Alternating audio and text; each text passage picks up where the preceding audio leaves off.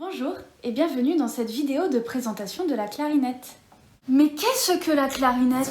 C'est un instrument qui fait partie de la famille des vents.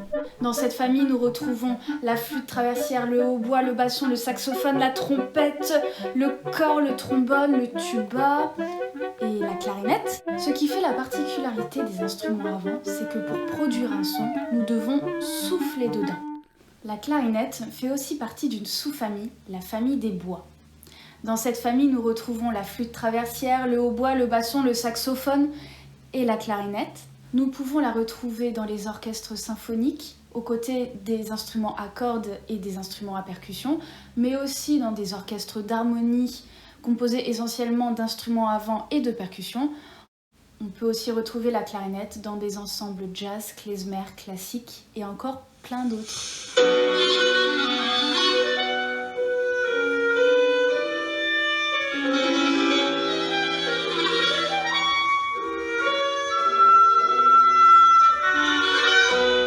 La clarinette est composée d'un bois très dur, le bois d'ébène. Elle se caractérise aussi par son anche simple, différente du hautbois et du basson, qui eux utilisent des anches doubles. Mais de combien de morceaux est composée la clarinette? Est-ce que vous êtes prêts à compter? C'est parti!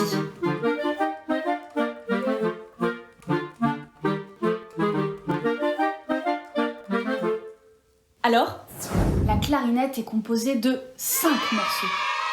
Le pavillon permet la diffusion du son et de son amplification. Sur cette partie, nous plaçons ensuite le corps du bas, puis le corps du haut. Ensuite, une plus petite partie va venir se poser sur le corps du haut, donc elle s'appelle le barillet. Et pour finir, nous plaçons le bec qui nous permet de souffler dans la clarinette. Mais si nous n'avons que le bec et que nous soufflons dedans, il n'y a pas de son. Il manque en fait un élément très important, l'anche, faite en roseau, et qui par ses vibrations, quand elle sera posée sur le bec lorsque l'on soufflera dedans, permettra de produire un son. Et comme c'est plus pratique de jouer avec ses deux mains, la ligature va venir nous aider et va permettre de tenir la hanche sur le bec. Voici un exemple de son que l'on peut faire.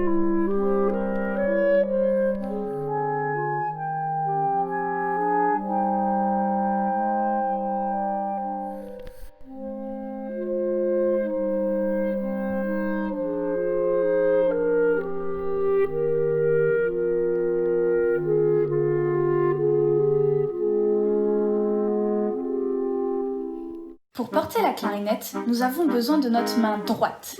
Notre pouce va venir se placer sous le repose-pouce, ici.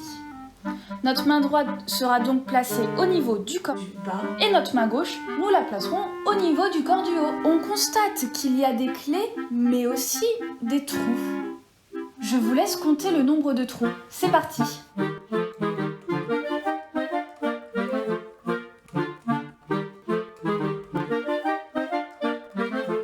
Il y a 7 trous visibles sur la clarinette, mais en fait il y en a encore plein d'autres qui sont cachés sous toutes nos clés.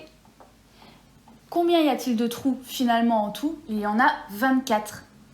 Et nos clés? 17. Nous avons vu précédemment que pour produire un son dans la clarinette, nous devions souffler dedans.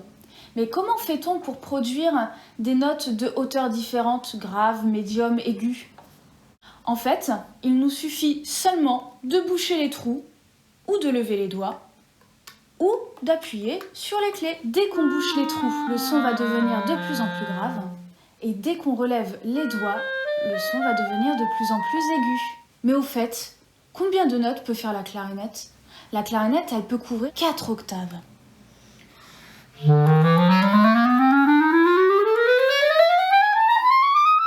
Nous avons donc un large choix de hauteurs de notes, mais nous pouvons aussi jouer ces notes à des nuances différentes, très très piano. Ou très fort. Nous pouvons aussi faire des notes liées ou des notes piquées. La clarinette peut faire aussi de nombreux effets sonores. Par exemple, il y a le glissando, ou le flatterzoo, les multiphoniques, ou les percussions avec les clés. Et nous terminerons en rajoutant qu'il n'existe pas que cette clarinette. Il en existe encore plein d'autres. On parle d'une grande famille de clarinettes. Plus la clarinette sera petite, plus elle fera des sons aigus. Et plus elle sera grande, plus elle fera des sons graves. Je vous dis à bientôt!